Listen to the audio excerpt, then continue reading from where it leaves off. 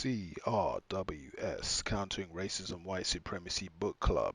Like, share, subscribe, and comment below. CRW.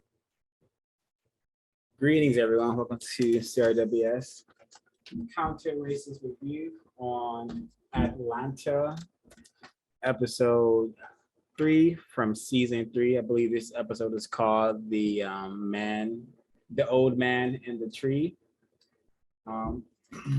Getting started. This is a attempt to counter racist review that it's an attempt to provide people with constructive information regarding how racism and white supremacy was presented in this film, and more importantly, how does racism and white supremacy work, and what is it? I suspect all pieces of entertainment, such as TV shows and movies, are related to racism and white supremacy, and they all are talking about racism and white supremacy. Just our job to understand the information being presented to us. Getting started, something that didn't catch my eye the first time, but definitely caught my eye the second time. If you look at the screen here, you will see a bunch of white people and their slaves, black male, white supremacists, a long tradition, history of owning black males, non-white people. Look at the hat the person in the middle is wearing. And I suspect this is probably taking place in maybe the Europe somewhere, because this so-called Europe, this is where the episode's taking place. And then look at what this guy is wearing.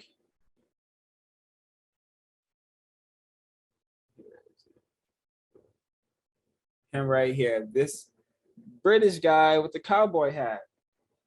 I was like, oh, that's really interesting, because most people don't identify so-called British people with, like, the old West, the frontier white people, killing the natives and taking all their land.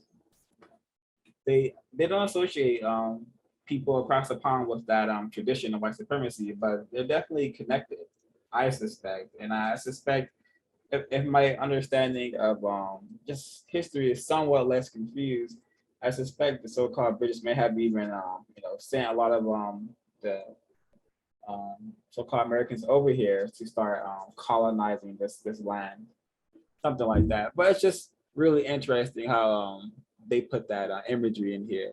If you're paying attention, you catch it. Or maybe I'm just reaching. Anyhow, I'll pause there to see if folks want to share some notes or things that caught their eye.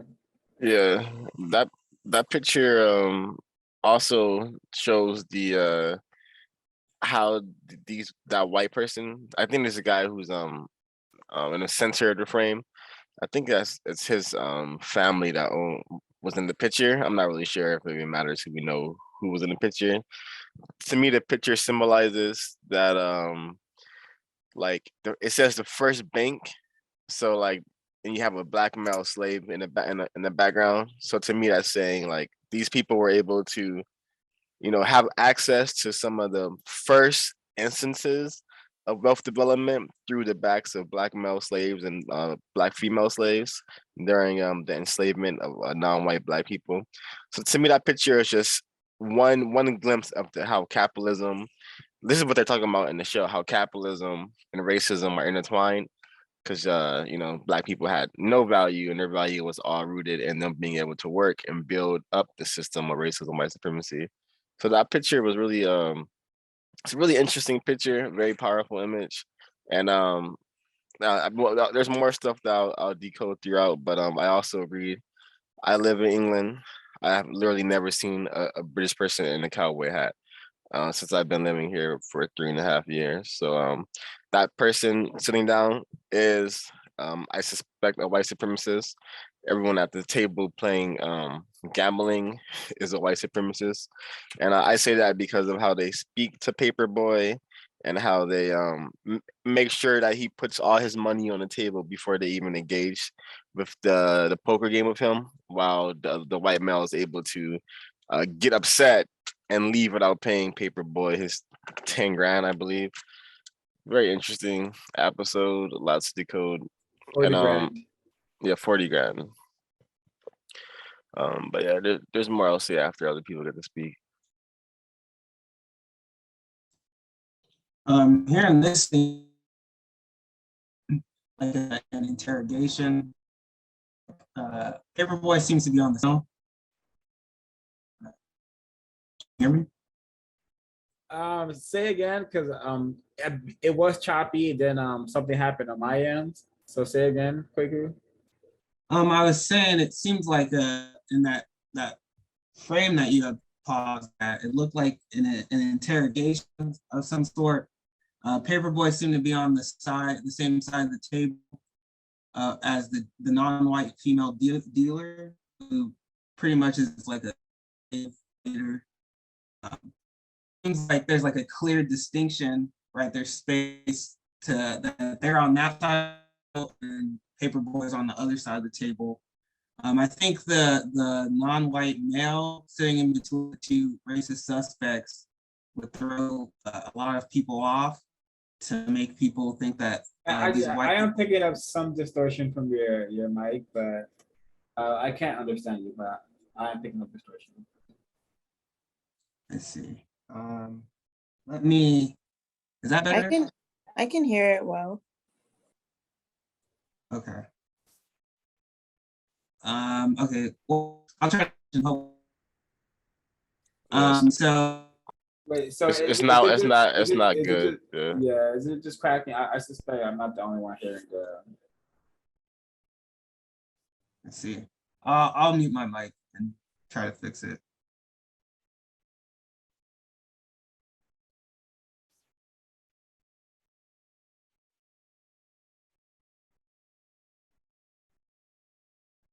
Well, from what I did hear, Mr. Kwaku, I do agree. That's like a interrogation scene, and when engaging with suspected racists, that's pretty much what's happening. You know, even conversations are a form of conflict when dealing with racist men and racist women.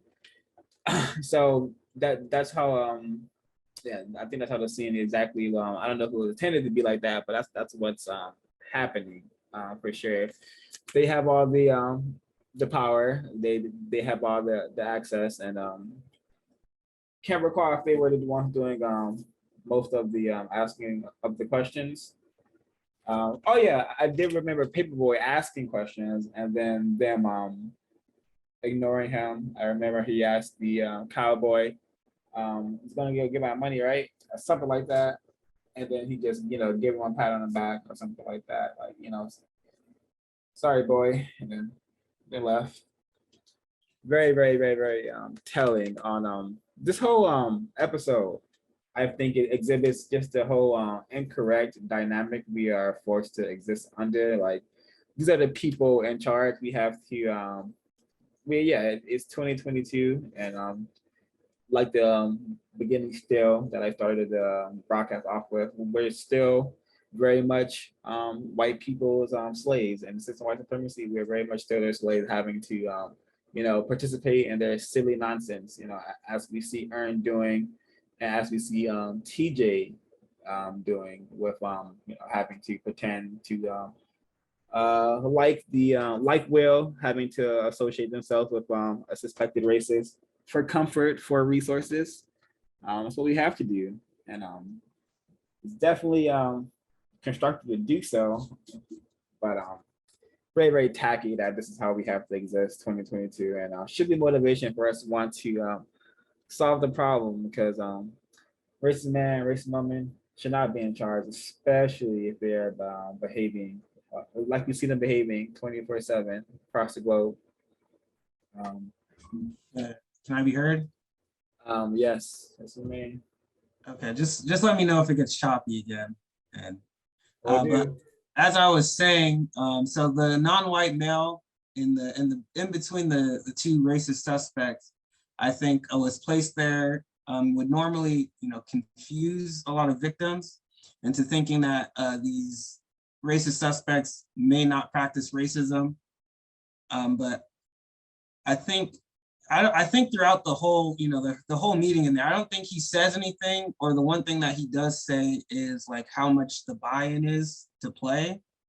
And for me, that I'm trying to make sense of it, but it's like he's saying what the racists want to say, but they don't talk to Paperboy, about matters like that, if that makes sense. I kind of lost my train of thought because where I was going with that.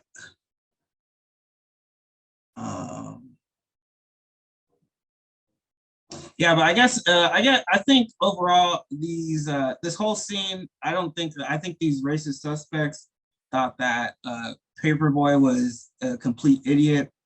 I think they were constantly trying to test his intelligence. I think that whole ghost story was a way for them to like distract him or to play games with him. And ultimately when Paperboy, won at the end of it, I think it was too much for the racist suspect to deal with, that he had been beaten or he had lost a game of poker to a victim of racism. So he ended up leaving. Nobody said a word. The only other word that comes out of the other victim's mouth at the table, the one sitting in between the two racist suspects, was he has to go see his wife. But other than that, I think that the two racist suspects are definitely pulling the strings. Sorry, I lost my train of thought. Maybe it'll come back to me. Yeah, I hear you. And it looks like he lost the white man lost the poker game, and he looked like he lost the battle of words as well, which also added to his wanting to get away from the black male, and his fellow white suspected racist associates were like, all right, man, you just let this black male, just make fun of you, just outbest you in poker and with words. How do I get out of here? So I'm uncomfortable now. You failed to practice racism successfully. Yes, but he did practice racism successfully at the end of the day because Paperboy was still mistreated throughout and did not get his money or compensation for not getting his money. Getting half eaten. I suspect, if you're taking food from someone else's hands, I suspect the food is going to be probably half eaten. So getting boxes of fried food and small trinkets from someone's house is not compensation for $40,000. So yeah, I'll pause there. I don't have tons to say about this episode, but I'll pause there. So folks, Yeah, I want to chime in on this discussion about the racist suspects and Paperboy playing poker. So I agree that that whole story was just a way to get some type of emotional reaction out of Paperboy.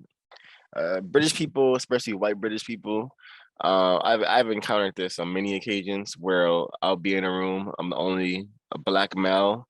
I'm the only black person in the room in most scenarios, and the issue of race would come up. Either someone telling a story like this, or someone talking about their friend who's not there, who happens to be non-white black. So I've experienced stuff like this, and I think that whole story was one very shocking. But I feel like this white male is, just probably suffering from mental deterioration through the supreme guilt that his family or he may feel if he does own if his grandfather or great grandfather's in that picture, then it makes sense for him to be quote unquote being hunted by a black ghost who merged with him. And that also was a roasting moment. White people, desperately want to merge and be symbiotic, like, be connected to blackness through drinking, Coca-Cola, through smoking black cigars, through tanning their skin, and a number of ways they tried to gain access to melanin or just blackness in general, black essence.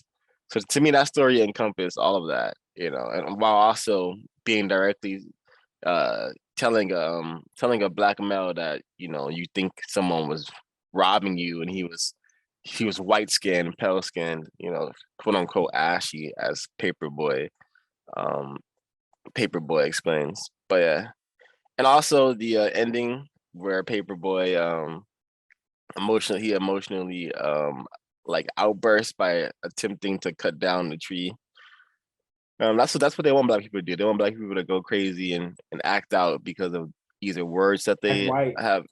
Act white. You know, act like you know, like a bunch of earth destroying pillagers.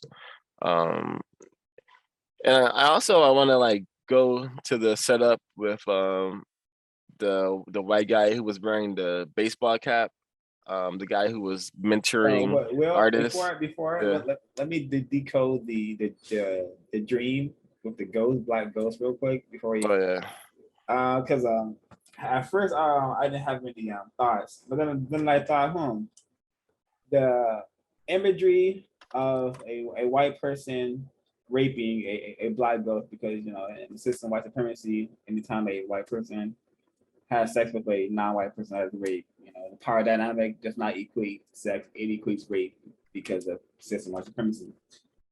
Anyway, so why are they putting the imagery of with this white man having sex with a black ghost? I'm like, could this be like, could this be saying that non-white people, our ancestors are still being screwed over because the problem hasn't been solved, nor is the problem being tackled in the effective way that I can see? Is it a way of saying that white people still having claim to the facilities and institutions and resources that slaves and black people have allowed white people to acquire, and white people still having access to that? Is that are still being screwed over and our ancestors being screwed over in a way? Is that what the white man effing the ghost could symbolize? Could be. That's why I decoded it as something like that. Is that making sense to our folks? Oh, I'm having so many connection issues. I could hear you, and that made sense to me. That story reminded me kind of The Electable Negro. There's a part in there where they talk about one of a person who's a slave and who walks around with like no pants on or something, and like how the slave. That was like, common. That was most slaves walked around like that, and that was like how they got white people love seeing that. Yeah, but there was a specific part in the book, and he talks about how like the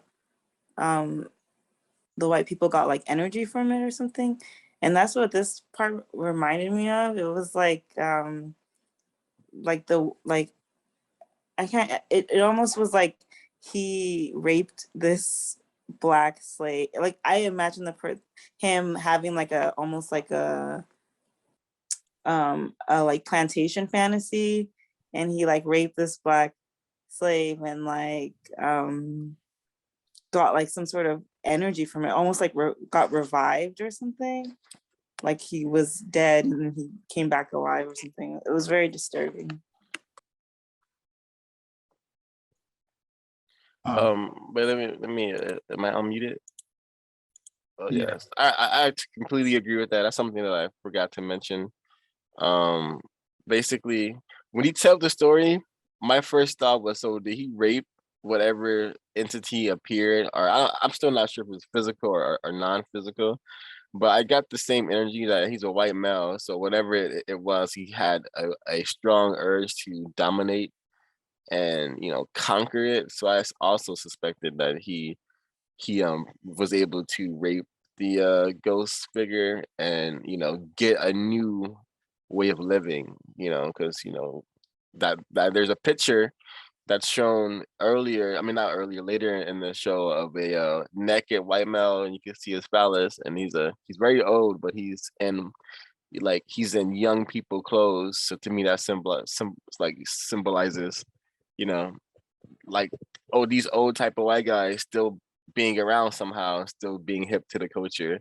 And is that because he was able to get essence from a black, soul that's been stuck on this planet due to the trauma that they suffered during death? I don't know.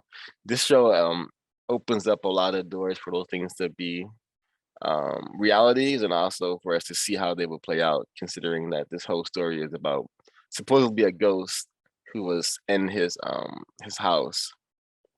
But also someone said, one of my housemates said that basically they thought he was just so shocked that his wife was cheating on him with like a black male, and he just ended up having sex with him and having his own relationship with him. You know, that's how he got into the house and everything. So there's also the robbery instance, you know, classifying black males as robbers instantly because they're in your home or around your property. I wanted to add about, I guess, more about Paperboy and him as a victim in this show and as a character. Please let me know if my mic isn't clear. So I think for much of this show, Paperboy has been attempting to get into this of like highly influential people.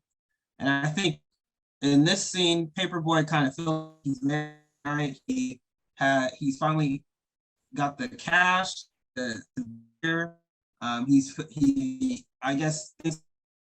All right, okay, Mr. Kwaku, there's something going on, I suspect, because am I the only one hearing that it sounds clear and then it cuts out a little bit, right? Am I? Yeah, are you using headphones, Kwaku? No, I'm not. Oh, okay, I'm not sure then. Yeah, there's a distortion. Okay. Right. All right, I'm gonna log in on my phone and then maybe that'll help.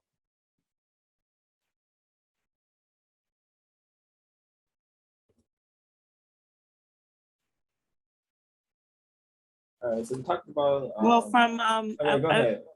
Well, I liked what I heard Kwaku started to say. I agree. I felt like he felt this sense of like almost like comfort, as if like money brought him into this, like, you know, this really connected kind of secretive place that only like the top, I guess, people go to. I like this scene because he really thinks that he's a part of the club, but really he's getting like scammed. And not just that, like the fact that he beat them made them like so angry, and they were all just kind of like on code that they didn't even say anything, and they just left because I don't know if they were just trying to pretend like, oh well, that didn't happen, because that's something that white people often do, is like, even if Black people do accomplish something, it's like they just steal it from you and pretend like you never even had it in the first place. So I liked that scene a lot, because it kind of showed that even though he thought he had made it, he really isn't one of them. Yes, thank you. I'm on my phone now, so hopefully that's better. But kind of what Ash was saying.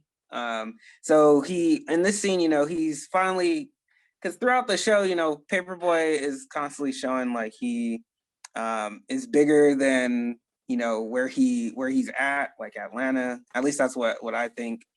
And so he's finally made it here, and yet still at the end, you know, he hasn't received what he's looking for. I don't want to say respect, but courtesy, I guess, would be more accurate. Even at the end, he has somewhat beaten this white racist suspect at their game, and yet he still will not receive the courtesy from these racist suspects. And if you remember too, I can't remember if it's season 1 or season 2. Back at the club, you know, when he had that show and Earn didn't get the money from the club promoter, and he went into the back, and you know, he beat up the promoter of the club, right? But here, you know, he can't touch the white racist suspect. All he can do is cut his tree down, and that's the best he can do. He's not able to get any kind of compensation or anything for what happened. Still, the white person is untouchable. You know, so the best he can do is have an emotional outburst and steal some Nando's. compared to what happened at the club where, he beat the promoter up and got his money. Yep. Well said, Mr. Quickie. All he could do is his white chip chipped out, and he acted white, and all he could do is attack something dark, which was a giant dark tree. Very, very, very, very well said. And yeah, Mr. Paperboy is a confused victim. So he mentioned being disrespected, and he mentioned like, him not getting his respect. So that's very, very common amongst us. We go out, we get mistreated, and we think we don't understand that we're just being mistreated. This person is not giving us courtesy. This person is mistreating us and or attempting to harm us. We confuse that with being disrespected, which is I don't even know what that word means. Because respect is refusing to lie to yourself and letting other know of that refusal. So Mr. Paperboy is highly, highly confused, like myself and many, many other non-white people who have been so retarded by the system of white supremacy, which is what this whole interaction showcase, the whole episode and this entire episode of every show ever made showcases the tackiness and the incorrect situation that we are in within the system of white supremacy. And wasn't it also Fernando, the black ghost rapist, and the scammer who stole Paperboy's money? It wasn't he also the suspected racist talking about the philanthropy and wanting to bring all these people together for ideas to change the world?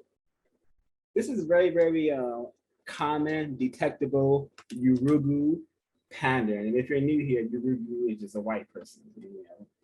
Go check out the text Yurugu by Dr. Bernard Ami, or check out our book study on it to understand what the Yurugu is.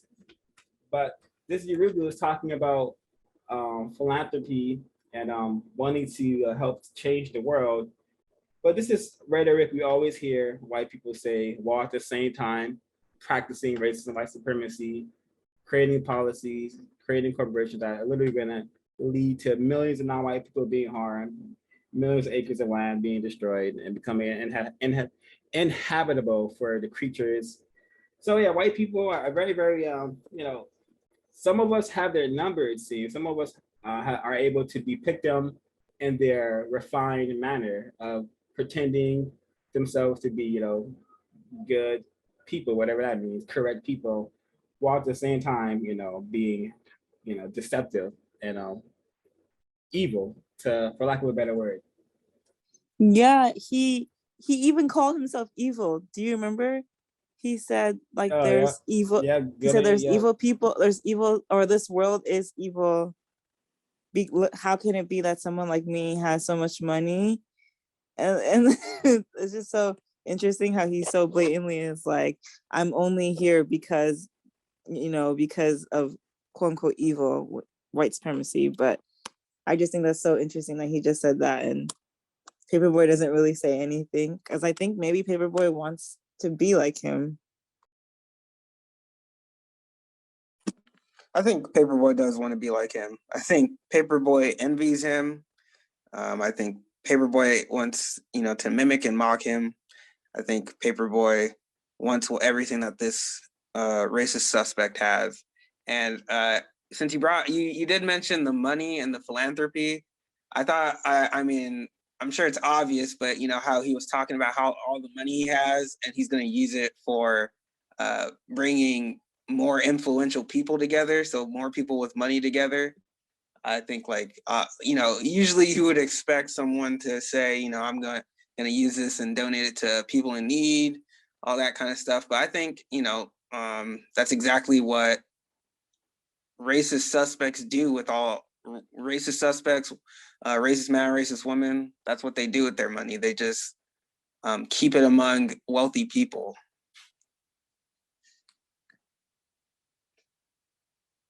Thank you.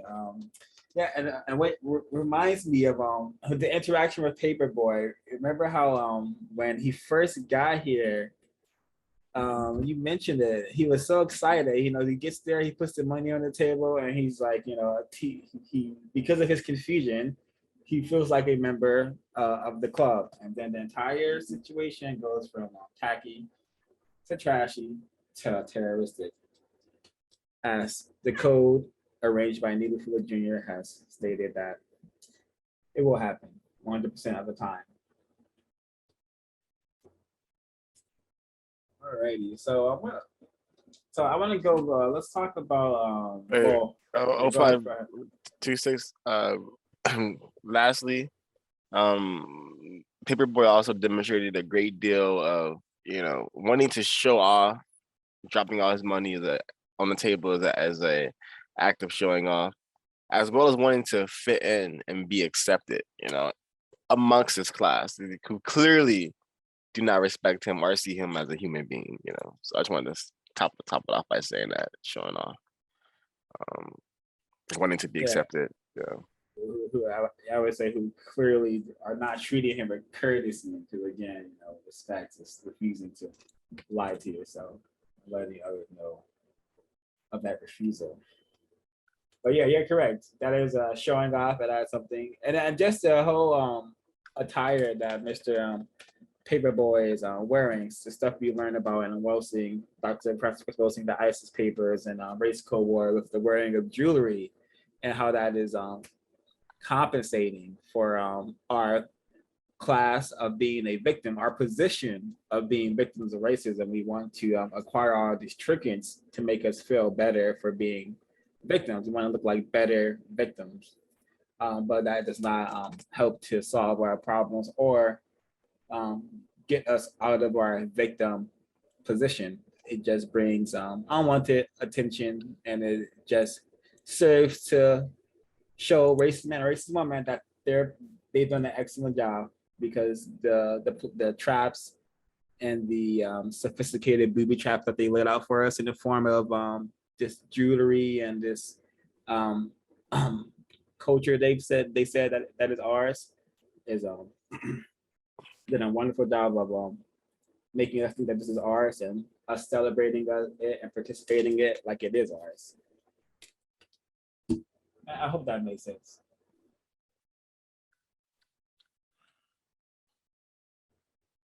All right, folks, I'm gonna chime in. I'm gonna continue on with my notes. So let's talk about stuff a lot of people are confused about, and a lot of white people want to stay confused about, which is anti-blackness versus racism. So we have it here in this interaction. We have some anti-blackness. We have, you know, very common, you know, entire planet conditioned, trained, taught by white people who practice racism, white supremacy, to, you know, kind of, you know, not want to show courtesy to Black people, you know, and to really just not want to treat Black people correctly at all. So we see MK, you know, Asian female, victim of racism. She just mistreats Darius, you know, assuming that he's you know, a Black male attempting to hit on her, attempting to you know, court her or whatever. And then so this is eventually the white guy comes, this white guy, suspected racist comes, and he's like, oh man, I saw that racism. But this is not racism. That was just an example of anti-blackness, very common. But what happens with Socks and his fellow suspected racist game that he comes with to terrorize MK with, that is actually racism. They're actually very, very, very, very refined racists. That scene that occurred with Socks and all his friends mistreating MK, yelling at her, and calling her a racist and calling her a fascist. That's actually racism. And white people have gotten so refined at practicing racism that they've created all these labels to throw at other people while they're practicing racism. It's very, very insane and really hard to understand if you're really not attempting to understand what's happening here. Coming Yeah, together like Voltron. Oh, go ahead. Yeah, I had that read down too, Helen, but go ahead.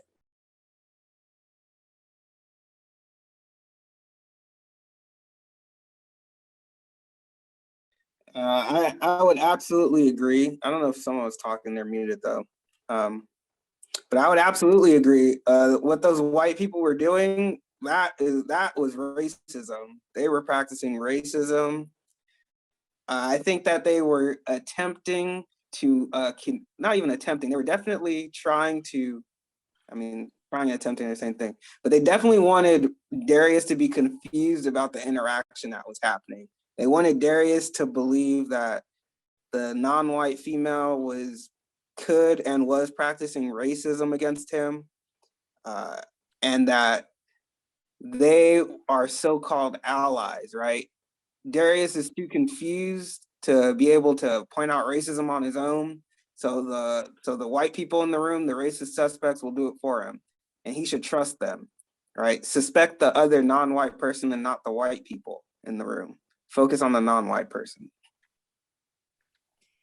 Yeah, I completely agree. And I feel like, not to belabor this point, but it reminds me of the Will Smith and Chris Rock thing, only because it feels like white people pretend to, like, they can't be like so out racist. So what they'll do is like they'll pretend to be like defending another non-white person against a different non-white person. And whenever they do, they always use so much racism, like what they did with this MK girl. Like the guy at one point said, "I'm gonna ship her mom back to North Korea," or something like that, like as if she's like some mail order bride or something. He says, "I don't care if her mom rots in North Korea." Oh wow, okay, that's worse. And then they were saying other like racist things, and it reminds me of the way that white people are acting like Will Smith is like this aggressive, assaulting black male, and but because he hit Chris Rock, they can pretend like, oh, we're defending another black person. And I just think it's really interesting. Good catch, Miss Ash. And I just want to point out that Darius, tragic victim of racism, white supremacy, totally impotent. Can't even use his words to say, "Hey, actually, hold on." Like, he could have corrected the situation using words, but he just so incapable of doing so for some reason. Perhaps the white people didn't allow him to do so. Maybe that's what happened. But yeah, that's also something I thought was obvious. Like, this could have been corrected, but Darius could have thought to go warn MK or something. Hey, white people are after you. But hey, maybe we're not supposed to be working with other victims of racism. Yeah, that's something that I noticed about a lot of the characters in the show, like the black people, especially like the three male characters. They seem to always be reacting, never planning, and they never seem to do anything. Like in terms of like they always just have this very like almost like nonchalant, unfazed reaction to everything, and they don't do anything except for at the end when Paperboy did. But it's like they have to antagonize them so much before they actually do anything, if I'm making sense. Yeah, you're making perfect sense, and that's very symbolic of how the system, how we function in the system. Where most of us are, are just we just react. Our entire existence is a pitiful reaction to the system, and most of us will perish before we even realize that tragic reality. Agreed. Oh, sorry. Go ahead. Hello. I want to go back to the beginning, actually. What do y'all make of the house? How it looked like an abandoned store and how dirty it was on the inside, But when you go further inside of the house, you see that it looks like a mansion. It's beautiful, or it's clean over there. What do y'all make of that? The house being the way it was, the front. Oh, the front of it, I think it's just, not supposed to not attract attention. I could be wrong. But I know you said the front, but with the first scene and the house, I thought that I feel like stairs are always symbolic of something, right? So they're going up these flight of stairs, and each level of the house is gross. I think it accurately represents how non-white people live on the planet. And then when you get to the mansion, it's very nice, but it's always at the top, right? Like symbolic of like heaven.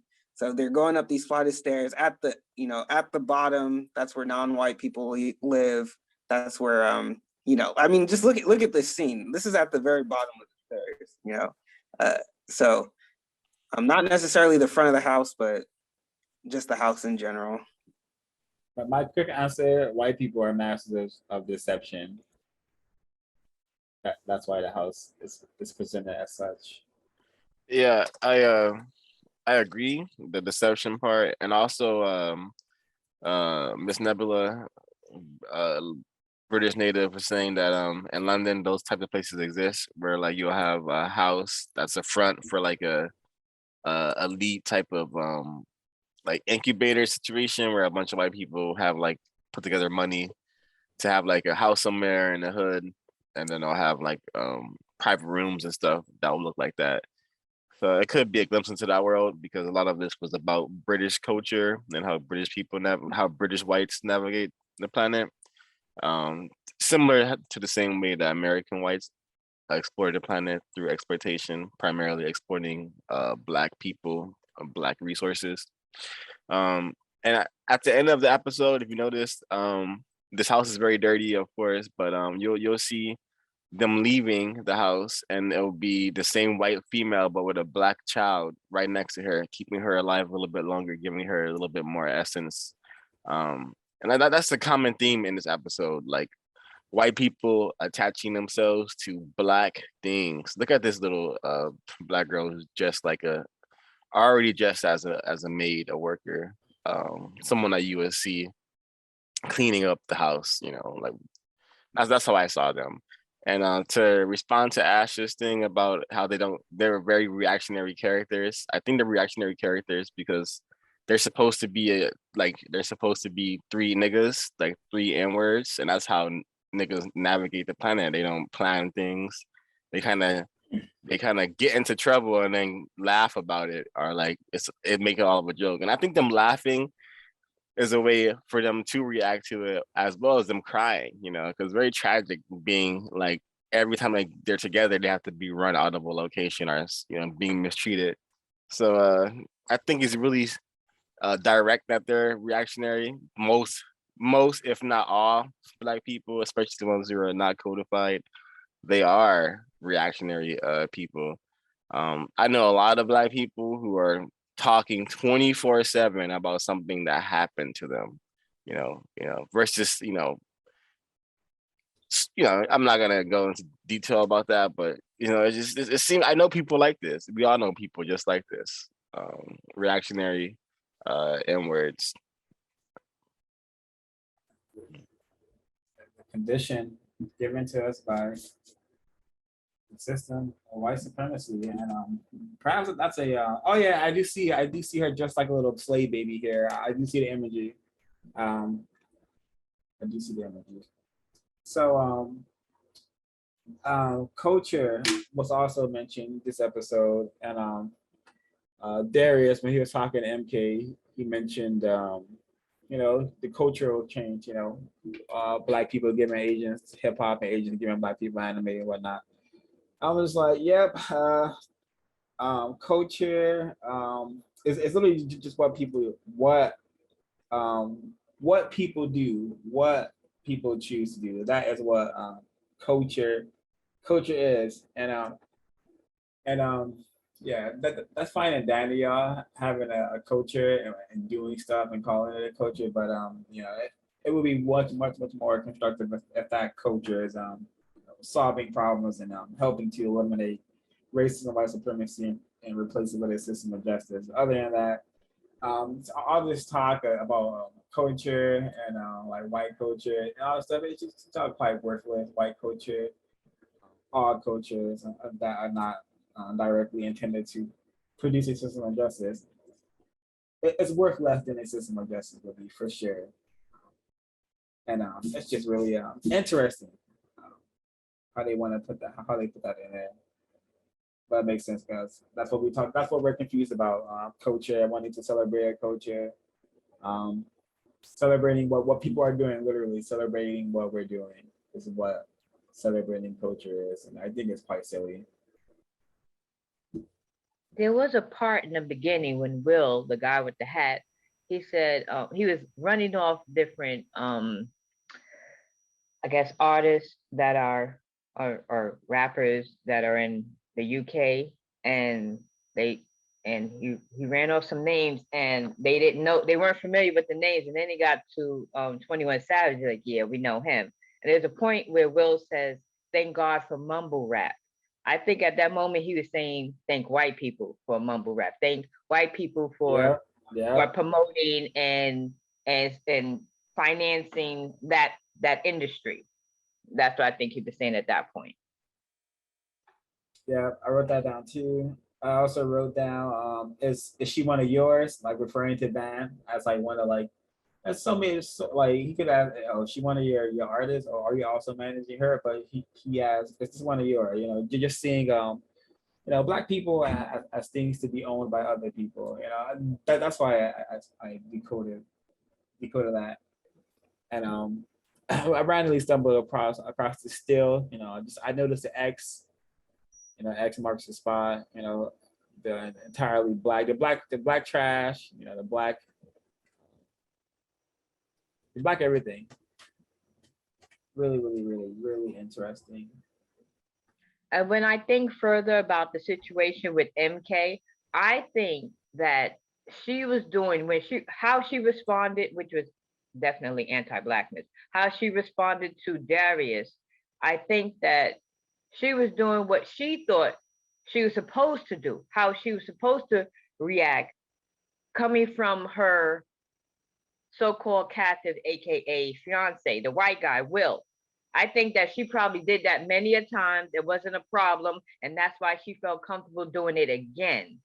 But I think that Will, the white guy, her captive, I think that he somehow, let her know this is how you're supposed to respond. You're supposed to let people know that, your minds, if y'all can understand what I'm saying, if I'm making any sense.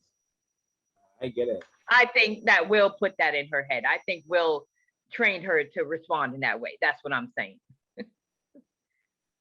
That is usually how it goes. And some more things I noticed in the beginning. I don't know if anyone caught the white lady peeking through the windows with the cell phone, perhaps calling the police on a group of Black people walking through the neighborhood. I don't know if folks caught that, but it's in the very, very beginning. I'm not gonna try to find it. Oh, there it is. I just saw it. But yeah, there's a white lady who it's kind of spooky actually. Yeah, there it is. Did anyone catch this imagery? Very symbolic of what happens in the system of white supremacy. Yeah, white people are always watching. Go ahead. Always watching it. We're the most watched people on the planet. Most watched people on the planet. And I thought the cops were going to roll up on them. There was a part when Nando says, "I enjoy the pleasures. I bring them to me." And you notice how Darius and Paperboy and Earn, how they're at the house. They're going to the house. And how that other Black guy, the artist, how he's at the house. I thought that was interesting. Yeah. And just thinking about imagery, I'm thinking about like what are the writers and white people who allow this show to be on the air? What imagery are they trying to put in our heads? What are they trying to get us to think about? That's why I mentioned the imagery of raping a Black ghost, and I brought it back to screwing over our ancestors and Black people in 2022 because we're still in the system. And the Van mentioned Tales from the Hood in the beginning of the episode as well. Touch me, I don't know if anyone's seen that piece of racist propaganda, but it is a just grotesque film that shows just race and white supremacy and what it has done to Black people, and then it's just a really just interesting film, and I wonder why they want us thinking about that film. Because in that film, there is a gangster by the name of Crazy K, and that behavior of Crazy K, in 2022, that behavior is celebrated in gangster rap, gangster hip hop, and back to what Will said because it's all connected. He said thank God for mumble rap, and then the first rapper he mentioned was Slow Thigh, which is it's a white person, and then the next and then he mentions Black people. Um, so this is Slow Thigh. It looks like a white person to me. So I thought that was interesting, and how well now white people are able to profit off images in a culture that means Black on Black destruction, and we're gonna for fun, for glamour. So, really wacky system we are in. Motivation to solve this problem. When Nando asked Paperboy if I thought it was a little funny about the trees. Do you like trees? I know he wasn't talking about weed. I just knew it. That was hilarious to me. And I mean, and it should have been, but yeah, he thought when Paperboy thought it was weed and it was an actual tree. That was funny to me. Yeah, that was only semi funny part to me. Go ahead.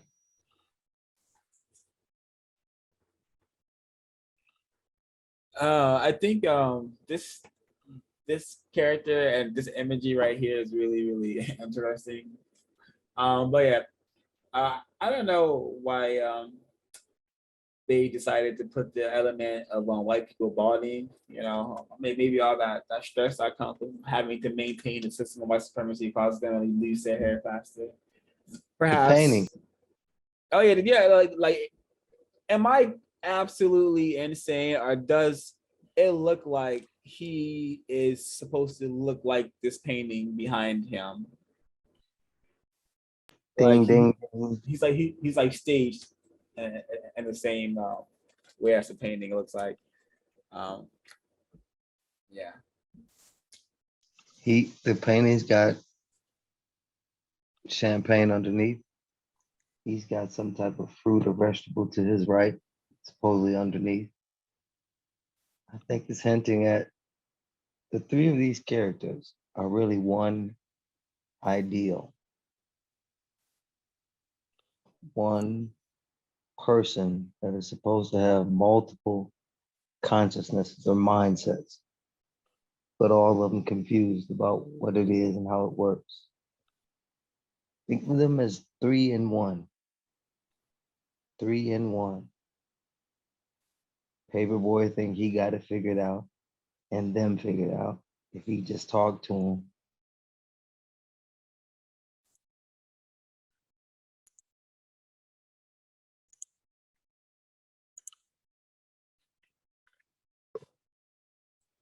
Yeah, and Paperboy, yeah, he mentioned his confusion. He's like, oh, I thought the racism wasn't like over here in London, that confused stuff, and that if we're still thinking like that, then we have a very long way to go to understand the system and what we're actually up against.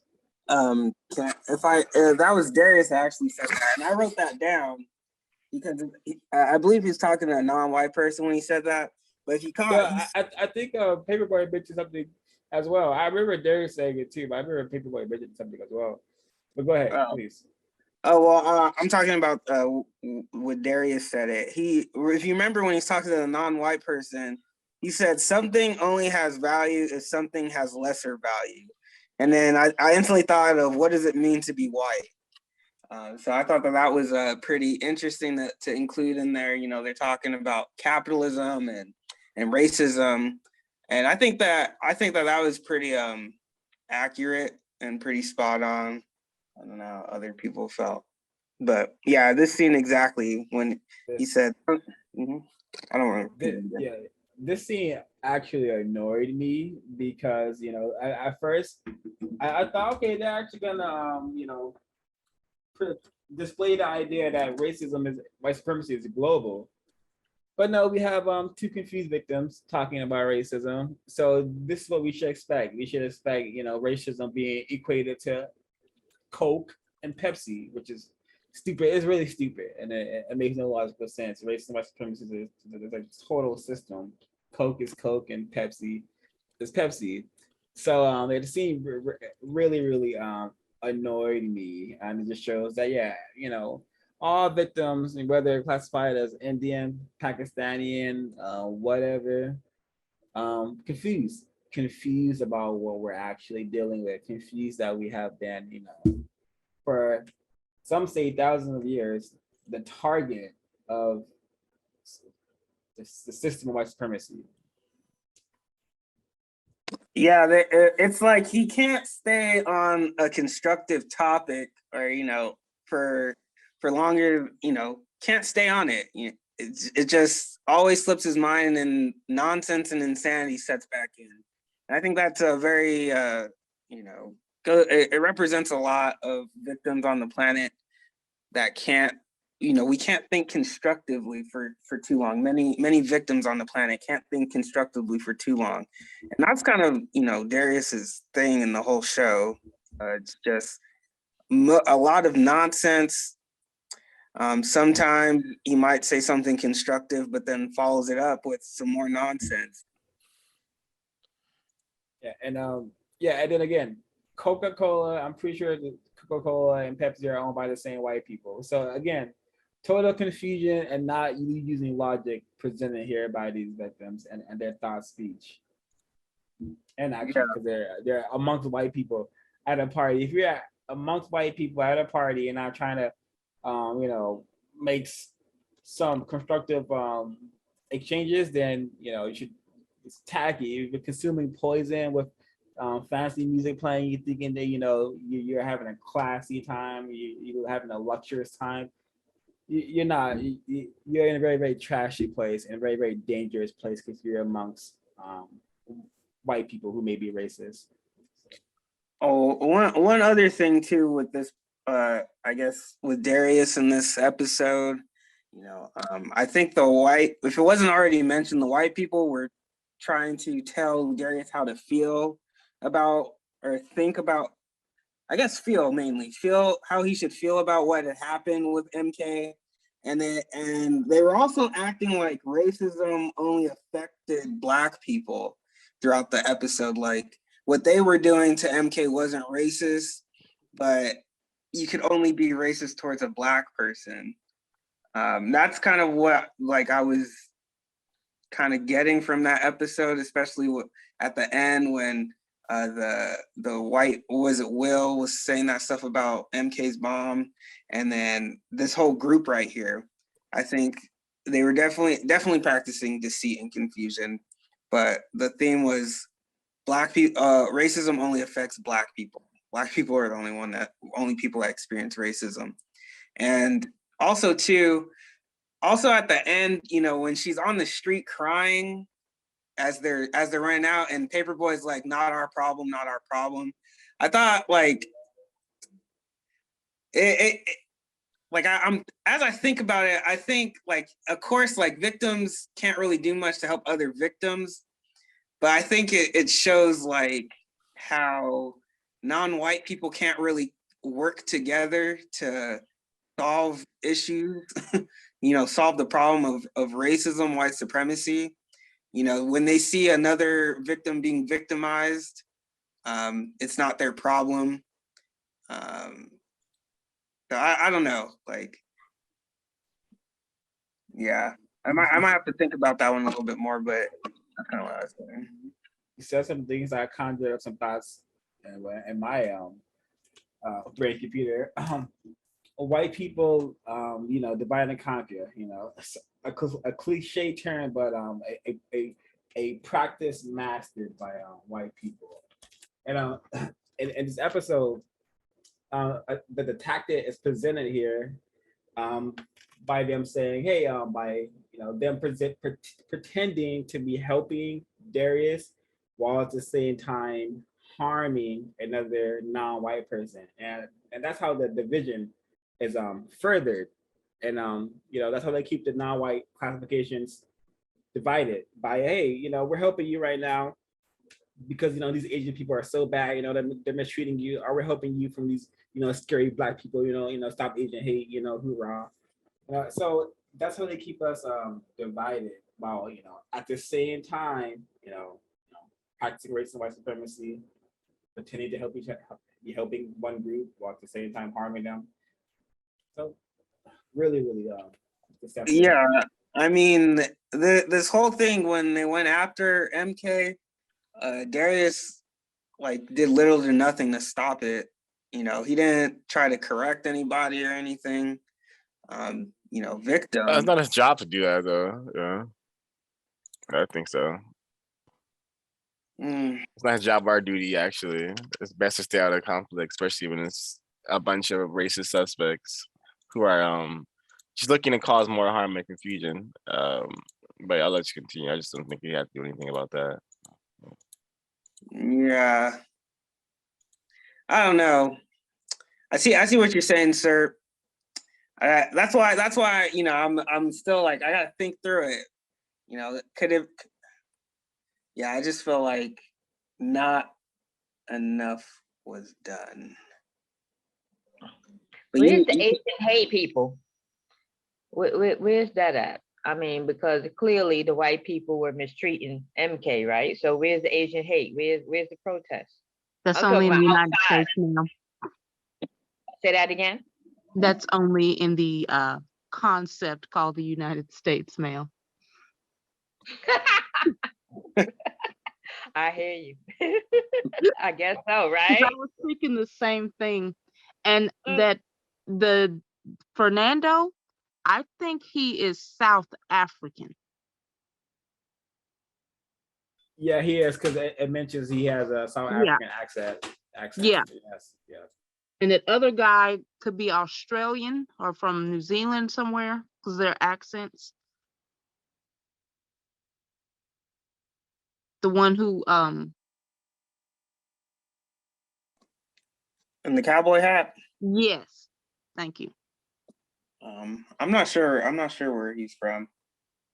Yeah, and also we shouldn't be caught up on the concepts that they pretend that they're from, or the titles that they pretend that they have, so-called Australian, Italian. Doesn't matter. They have the ultimate title of being white. And I think back to what Sid and Quakey were discussing about this scene, and if Darius didn't do enough or he didn't do too much. I think he this scene was actually, if you're paying attention, this scene could be constructive, because while Darius overall his character is the eunuch, he literally has crushed genitals. He doesn't seem to be attracted to females at all. So his character is very, very inept. But in this scene, when the white female is crying, he asks a very important question. The questions are very important for non-white people to be asking white people. He asks, why is she crying? So that's a codified question right there. Why is in a system of race and white supremacy, why is there a white lady crying when so-called racism has occurred? Why is a white lady crying? That's that deception. That's the deceit. That's one of their tactics that Darius seems to be aware of. So perhaps not that confused about white people and their tactics. How you bring up Darius, that's exactly what I was thinking when it comes to Childish Gambino, aka Donald Glover. I think that I suspect that he witnessed the things that he portrays in these shows and in each episode, and he's slowly giving us a message, slowly revealing to us what's going on. I think in his own confused way, if that makes any sense. Made sense to me. Any more folks would like to share? What did everyone think about there was the other story with the guy who was basically being, I guess, I don't want to say scammed, but by the black male, the one who he had spent like over $500,000 or something on TJ, his art. Yes. Okay. I thought that was so interesting. First of all, it was just so sad because it's so true, but the fact that white people just have so much money and are so deeply insecure that they throw money to whatever they think is like art or whatever they think is like gonna be the next big thing because they don't know, because they don't really have that I personally think they don't really have that connection to the arts besides copying like what non-white people do. And I just thought it was very interesting. I thought, well, it's accurate, but that is the tragic arrangement on planet Earth 2022. It ended up, remember the scene, he's like, we're in business, boys, because this is how we are forced to function. We have to work under / with racist man and racist woman in order to survive, because they print the money, they control literally everything on planet Earth. So TJ's position, having to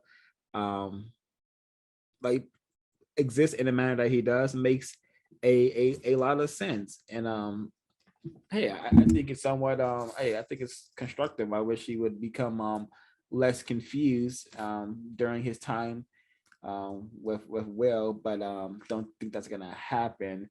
But a lot of non-white people, we do have to get way more what should I say, clever about how we choose to exist and survive in the system, especially if it doesn't lead to us going to greater confinement. So I commend TJ for that. He's not out harming anyone, trying to and Paperboy said that non-white people, he said black kids should be scamming more. I think that's incorrect thing to promote. We should be very serious about coming up with ways to solve problems and to use racist men and racist women for our benefit. That's something we should definitely do. I think that's what TJ is attempting to do, and Earn definitely attempts to do. Yeah, I enjoyed that entire display because I've not only witnessed that but also participate in that type of exchange where I have to often go to white people for any support, especially if it's economic support, because they just have more access to economics, money, hard and cold cash. And seeing that in the show was really interesting because there's a part where TJ tells you know exactly how this has to go, right? And that to me is no questions asked. Like if I'm in a position to help a victim, if I'm attempting to be codified, united independently, to me, I feel like if the victim who's being finessed are being used to gain anything is a white person, of course, why not work together to get over him or finesse him? Yeah, I don't think he should be, black people should be scamming people, but I think I don't think they're finessing him. The white person is actually using them and their energy. Yeah, but without him, they wouldn't have access to be able to even make their art, So it's not equal exchange, but the victims definitely are attempting to finesse this white male. This whole episode was, to me, was about people being finessed and not being finessed. And that's why I took out of that scene, especially the whole plot with TJ, because black males living in his house, having his art installations paid for, he's been given all these trinkets to supposedly be an artist, and his art is really it's like low tier art. You know, it's just a bunch of nonsense, like a bunch of scribbles. And I'm not a fan of abstract art, you know, but that's all the art that I saw and that TJ was producing. And he also knew he wasn't really special or gifted or talented. He just knew that he was able to milk this white guy. Yeah, I agree. The message of scamming is not constructive, but I do think he subconsciously he was telling Black audiences to you know, you if you want to navigate this planet on this scene, you know, get ready and prepared to do these types of things, because no one's gonna just make it by themselves because they're talented. You're gonna have to use a lot of words, a lot of connections, you know, and that's what this episode was showing, a glimpse into a world where people just know each other, and the whole episode is about bringing influent artists together, while we see a bunch of billionaires who are influent being brought together. But yeah, there's also one more thing that I wanted to talk about with Darius. I agree, Darius is a very confused victim of racism, white supremacy. I didn't get the fact that he was a eunuch until episode 2, where he mentions that what does he mention? He mentions that he had his genitals crushed. Very tragic to have that happen to any Black male figure.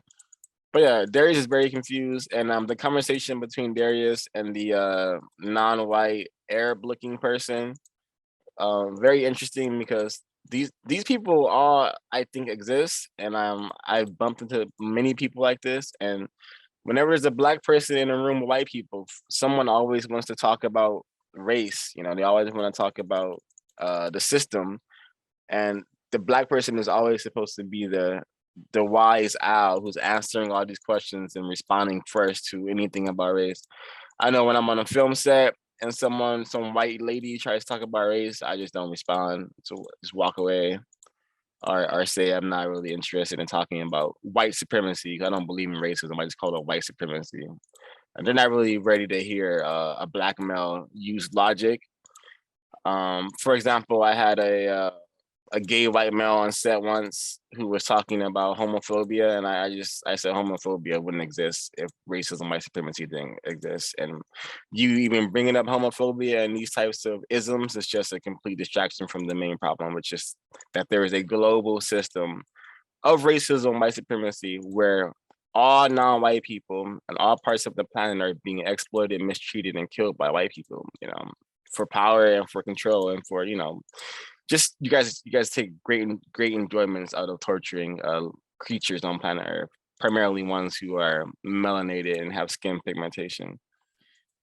And also the episode, the moment where the Black male is getting to the van and there's an Asian victim crying, and when they say it's not our problem, that's the reaction to every single race on planet Earth when Black people are being shot, thrown in jail, being addicted to crack. They don't care at all. They have no empathy. The Black people are not cared for by anyone, not even their own Black people. So I thought that was a very codified approach. Not our problem. Black people need to work together to be in a more balanced state before we care about anyone, because absolutely no one cares about us. Like no one. Yeah. I wanted to add, I think TJ is I think he's this guy's pet, honestly. I think, you know, this guy's keeping his pet happy. I agree that the message of scamming isn't constructive. It's just interesting, you know. I just, all I can say is I think TJ is this guy's pet, and I don't know. I gotta think about that. I gotta think through a little bit more, because I'm thinking, is this really like good or constructive for TJ? I definitely think short term, you know, it allows him some comforts, but I don't know. But yeah, he's this guy's pet. Reminds me, when you say that, it reminds me of the dynamic between Andy Warhol and John Basquiat. Like, he kind of used him and he became like addicted to drugs or whatever, but he was kind of like his pet too. And he took a lot of his like creative energy and I guess capitalized on it, but then it kind of left Basquiat pretty much just used and a drug addict and dead at a very young age. Tragic. It's a tragic arrangement. This Earn is right here. TJ is right here. Paperboy is right here. I am also right here, and Will is right here. Fernando's right here somewhere, and all white people are right here somewhere. And I think that is what this scene represents. Is that slavery it did not end. We're just owned in just really, really refined ways now. The slavery looks way more sophisticated. Where we're calling ourselves music producers and managers and whatnot. But the the overseer, the slave master, still there. But the plantation is still very, very, very functional. It's just white people have just geniuses at refining what they've done to us and what they're doing to us that we don't we cannot. I don't know how a person even begins to see that they're in a system of white supremacy without being told that, because it's so sophisticated. You can see Black people being destroyed 24/7, but still you will not understand that you're in a system of white supremacy. I suspect, without someone attempting to tell you that. I don't know. So Yeah. refined.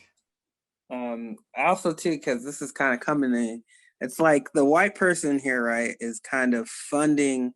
Really, what TJ is doing, it kind of seems like silly activities to me. The art and whatnot, and this white person is just funding his activities, his silly activities, making sure he's not doing anything constructive, and that kind of seems like the relationship here. So, still, I don't think that this is like a win or this is good for TJ, apart from the immediate comforts that it gives them.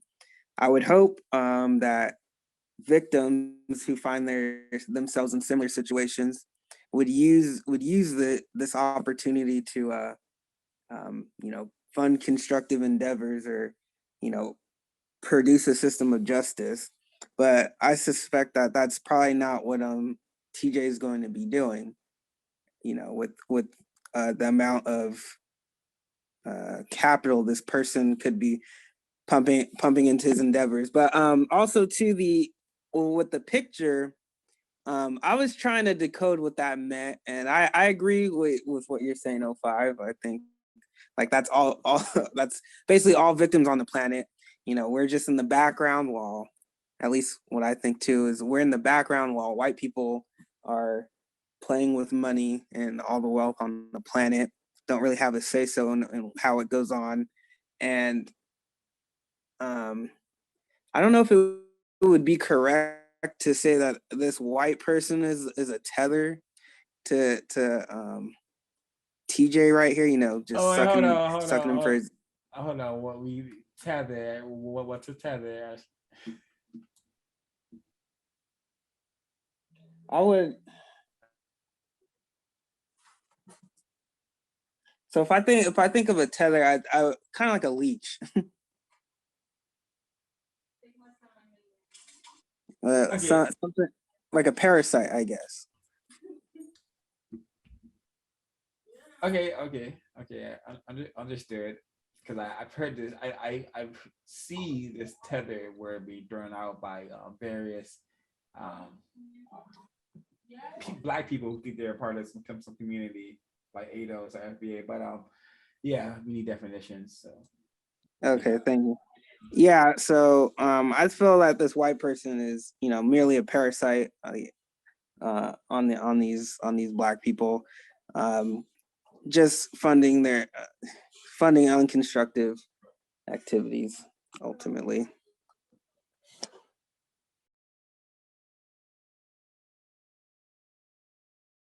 And that's very common. White people would throw tons of money at non-white people to do non-constructive stuff.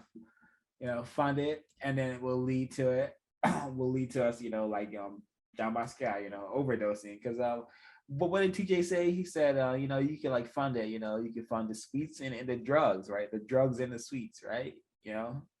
So yeah, white people, that's another detectable behavior pattern of them giving non-white people drugs, whether it's for fun, whether it's funding black neighborhoods, non-white neighborhoods with drugs, whether it's just no matter the means, whether it's like shipping giant ships full of opium to non-white people, no matter the means, white people will have a record of doing this a lot.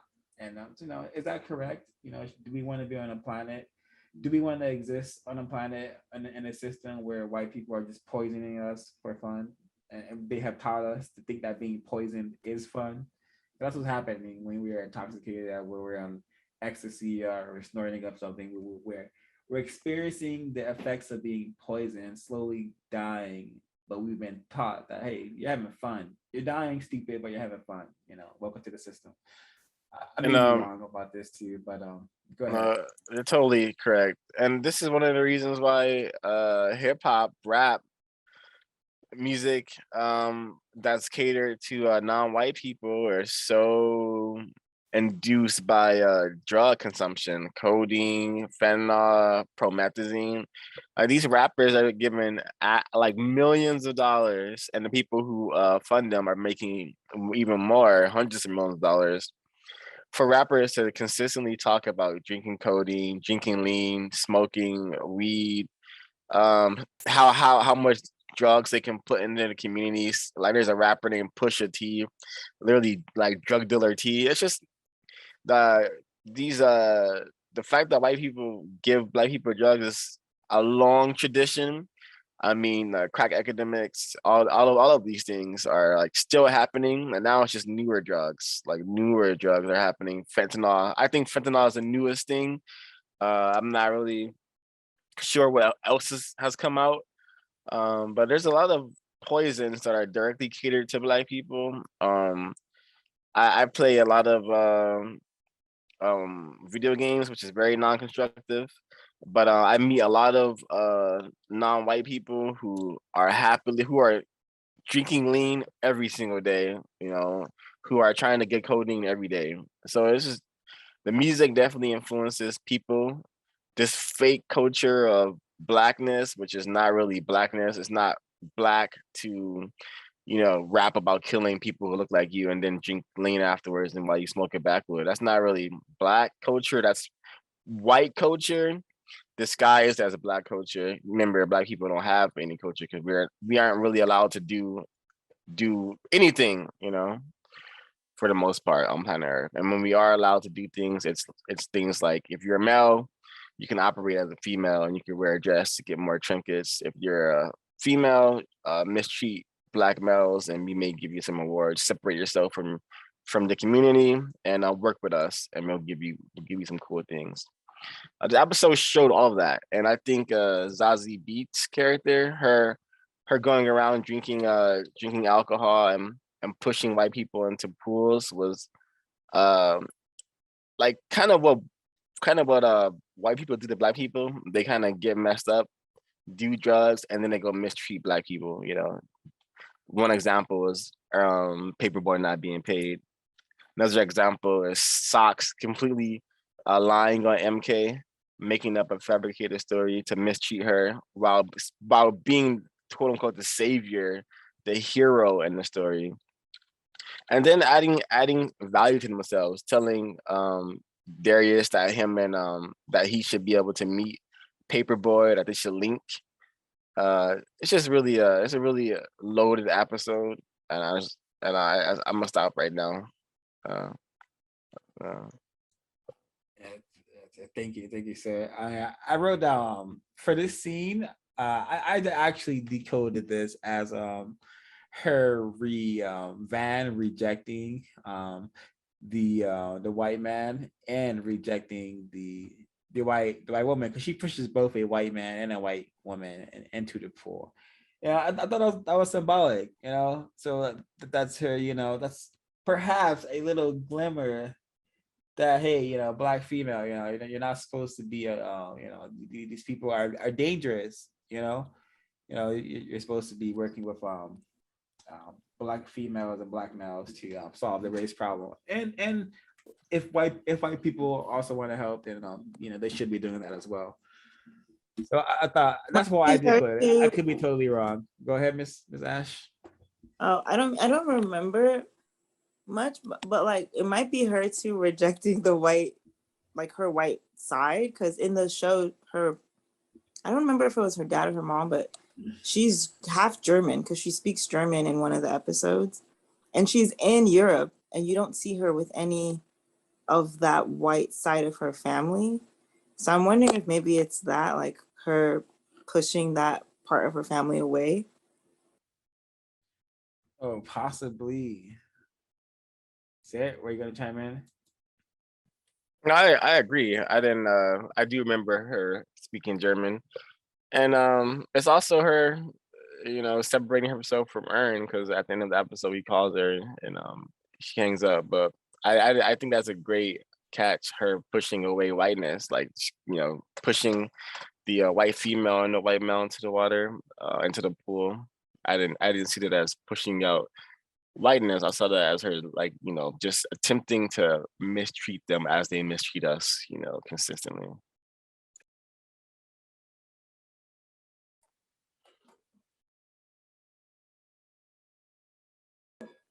Yeah, they did have that episode where, yeah, she is half German. And one thing that I noticed in this episode, kind of similar to the episode, I think it was last season, is when she's talking to the white male and like Ern notices it. So this is like the second time where I don't know if she's using a white person to try and get attention from Earl or what exactly is happening. But that's the second time. And it seemed like in these episodes so far, like the last two, this episode and the one before, Van's character is involved with a lot of white people. There's just like, she's mixed with a lot of white people. The first episode, she was at, I don't even know what that was, a funeral. And then this episode, just kind of talking to white people, touching white people, much more than many of the other characters. I don't know. I guess Darius is too, a little, somewhat too, but that's just something that I noticed with this Van this season and then last season.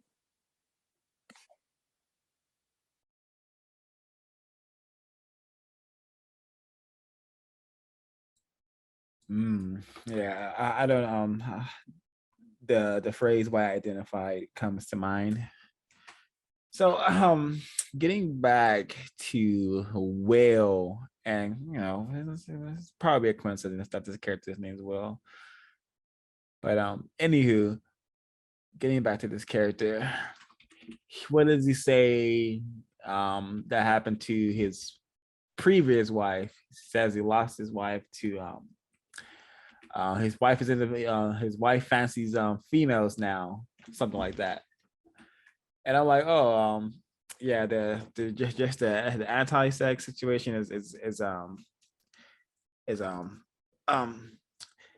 harming everybody. I do a lot of traversing forums where white people talk and whatnot, and I post sometimes, and I posted on a video of some anti-sex promotion, and I said, the damage that this is doing to the youth is really tragic, because they're being hit with this confusion from all angles. So I can only imagine what it's doing to them.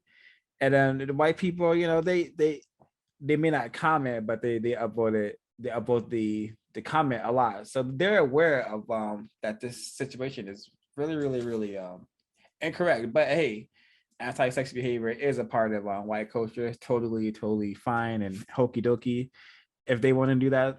But it's when they convince us that we should be doing it that it becomes a problem. Especially if they convince us to do it and it doesn't produce any constructive results. It doesn't help us to solve any problem, and especially if it produces more animosity amongst us, which I suspect it has done, but I may be incorrect in my understanding of anti-sex activities and culture.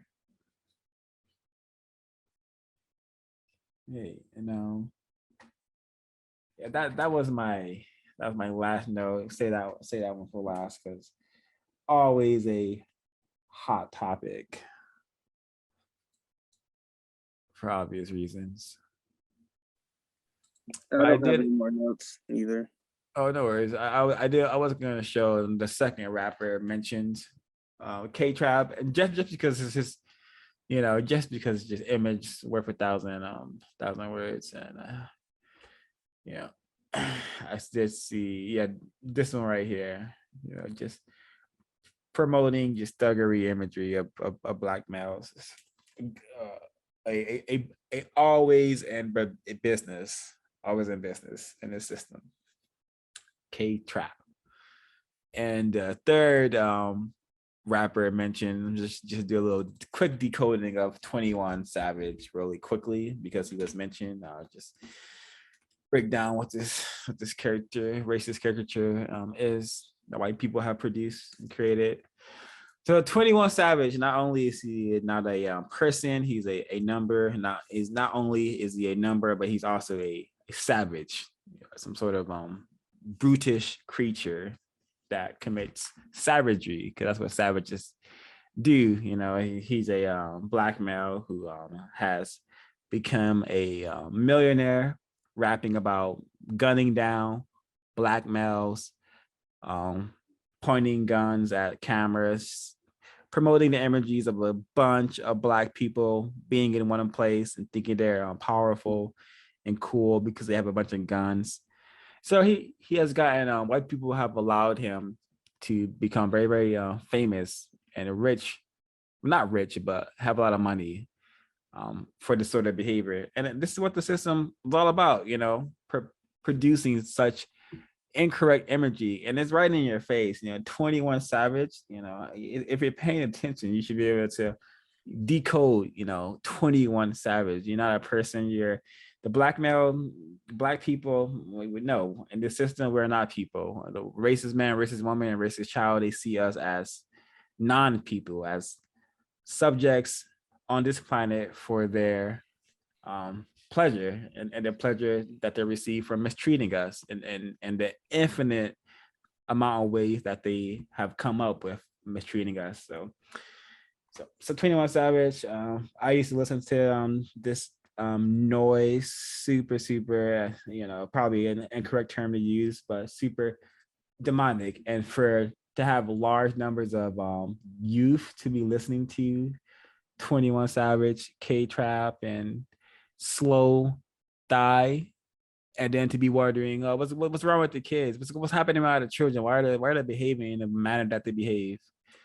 The problem is right in front of us. They are in a system of white supremacy, and no one is telling them that, nor telling them what they should be doing about that, which is producing a system of justice. Yeah, I agree. And this is just pretty much going off what I said earlier, the music that's being funded and projected into the consciousnesses of millions of people. It's all geared towards black destruction, ultimately black genocide, and these characters all play a role in that. And it's really saddening when you have people like who are not even black, who are able to step into that role and to continue to poison black minds. Slow Thigh's music is very similar to all these rappers' music. He has a bunch of tattoos on his face. I'm sure he has a custom grill and a bunch of chains, and it's just not like, no one should be thriving to live in that manner. Like, it's not cool to be decorated as a diamond jeweled out rapper. It's not cool. It's not constructive. It's not healthy.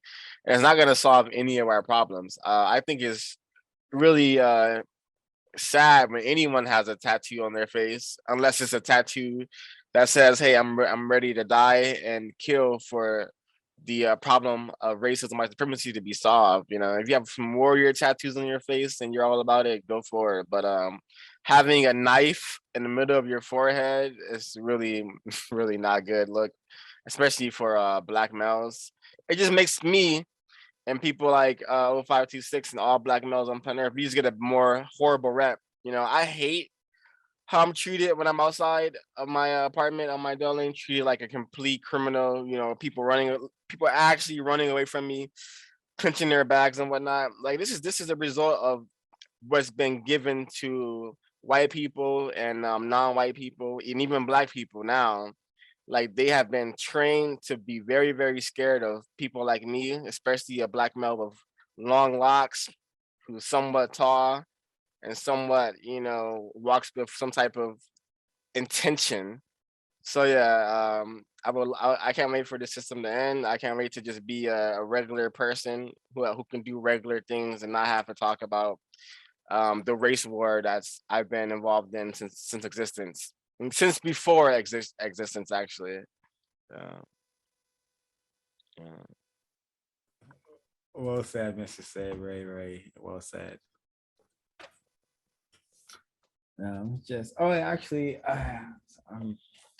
did have more notes on my other note-taking device. Let me make sure I got it rid of this. Oh yeah, okay, yeah. That's something that I did want to talk about. Something we gotta really we gotta really stop thinking of and stop echoing what white people have told us, the lies they've told us. So let me get to the Darius and the confused victim when they're talking. He says, you know, that's ultimate white guilt, something like that. He calls that they're the white people practicing highly refined racism. He calls that ultimate white guilt. I don't think white people are guilty about, you know, practicing racism and white supremacy or maintaining racism and white supremacy or not ending racism and white supremacy. I don't think that they're guilty about that. I don't even know what white guilt even means. What they're supposed to be guilty about? What they're what they're not changing. It just doesn't make a whole lot of sense to me. And tragically, this is something, you know, tweeted about, discussed about, and whole dissertations are written about white guilt instead of why aren't white people solving the race problem? Why can't that be a giant thesis, giant dissertation on why aren't white people solving a race problem? You know, or how can we get white people to solve the race problem? So why are we talking about that? Not white guilt. We don't. Even if white guilt is a thing, we should not care about how white people feel. I don't even care how non-white people feel. You know, because it's about, you know, understanding that there's a problem that needs to be solved. You know, all of us, you know, should feel quite horrible existing in this manner. So we, you know, we get past that and, you know, solve the problem so we can begin to, you know, feel anything that is not what we are currently existing with. So I don't care about white guilt. I don't care if people are guilty or sad about the system of white supremacy. We should want to solve the race problem. We should be feeling motivated, if anything, to solve the race problem. But being zeroistic, saying we can't solve the race problem, or saying white guilt, using that as an excuse, is just, you know, it's ways to get us stuck in a circle of not thinking about solving the problem. And I hope this wasn't a ramble. I hope what I said made somewhat some sense. And yeah, that is very constructive. I agree. And I think that character was added just to show the confusion that black people and non-white people have. I think the Coke and Pepsi thing was just a way to show how brain trash they were. That's what I got from it. Two victims of racism who don't have the vocabulary or the information in their brain computer that they need to get from books to really process and understand what's happening. MK was a victim of a actual terrorist attack. I heard screaming, I heard pushing, I heard crying. Her marriage is over. Her marriage is no longer going to happen with the white male. She will not be saved by her white knight. and her family back in Korea will also not be saved by the white knight. They can stay, like the guy said, they can stay there for all he cares, so. And That was the Rock. only good part of that whole situation. Yeah. That he released her. He released his captive.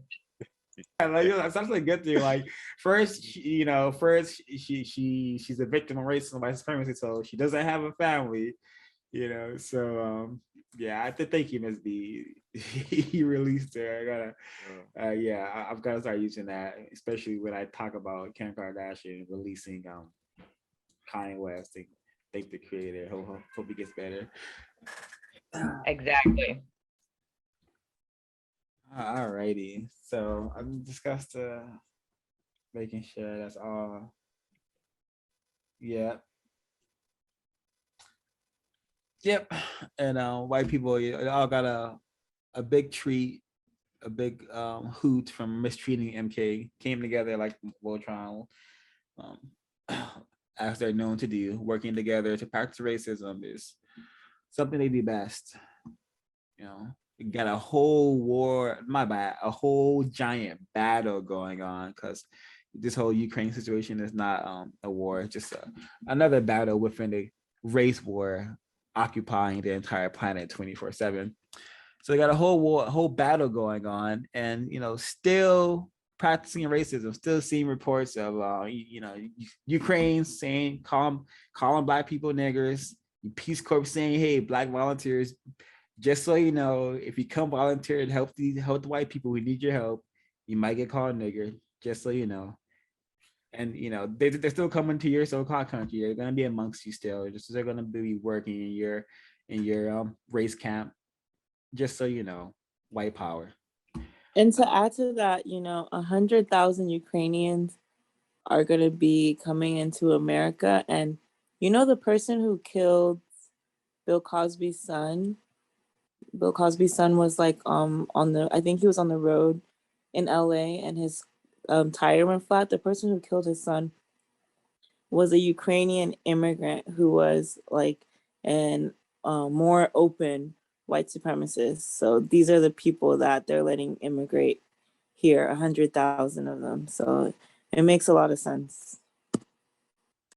Yeah, sophisticated refinement of the system. I saw a kind of racist, I think it was Edward Williams. Forget my error if I'm incorrect, but I think he said they need reinforcements. And I was like, that's word for chuckle. That's very correct. They need reinforcements. They need to reinforce their units, their white racist unit, overt racist units, perhaps. Alrighty. Final thoughts before we close out. Anyone want to share any closing comments?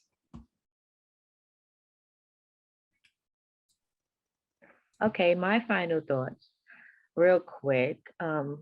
21 Savage was mentioned, and also Rihanna. Rihanna was mentioned, and she has a song, "You Need Me," and in that song, she calls herself a savage.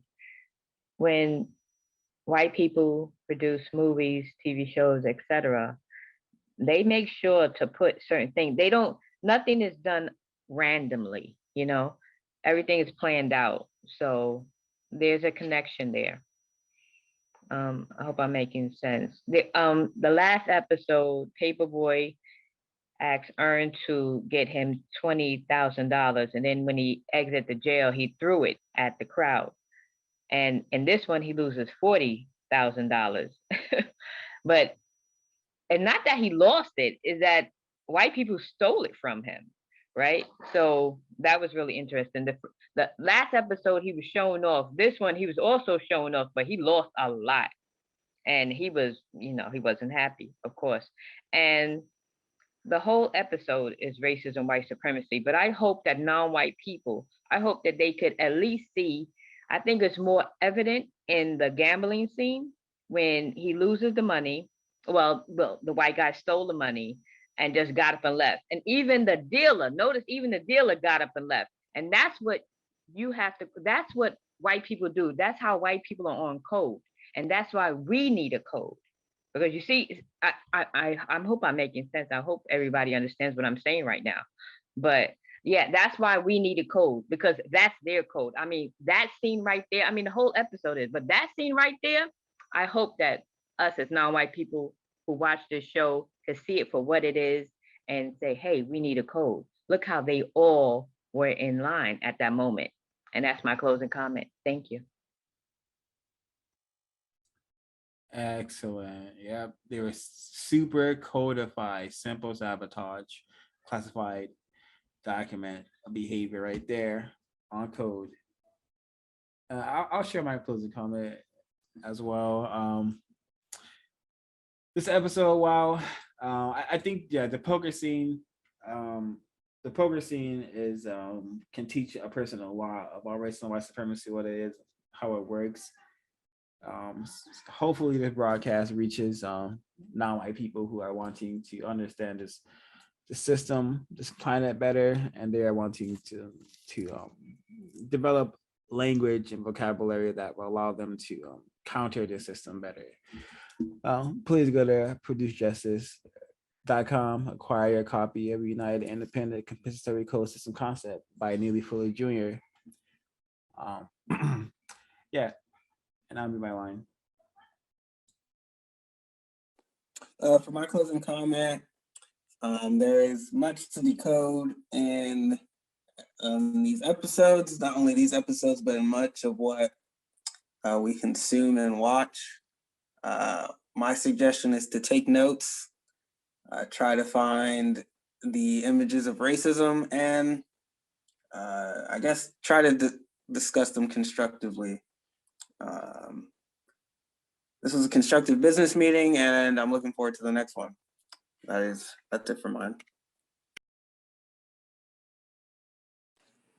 Yeah, very constructive. I learned a lot. It was a very, very interesting show.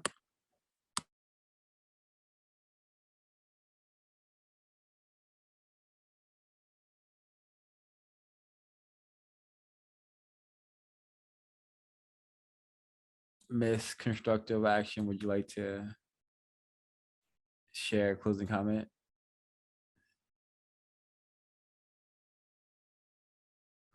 Mr. Sid, would you like to share a closing comment?